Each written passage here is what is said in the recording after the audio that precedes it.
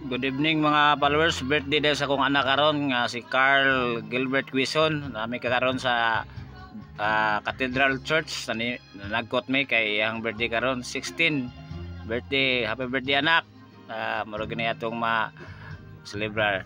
So nanagkot mi karon diri sa Cathedral kuy akong asawa pag out namo sa among duty.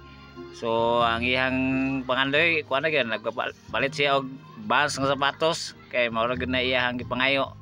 So ato dang gipalitan kay mao man iyang gusto. So ato nang gi-video karon ang among panagkot diri sa Cathedral. So mao na iyang gipalit na nga Vans nga sapatos uso sa sabay sa uso sa mga batanon. So happy birthday anak. So amping good health. So picture namo karon nagkuan siyang cake. So nindot kayo smile. So among gidag kandulan iyang cake. So thank you anak, happy birthday.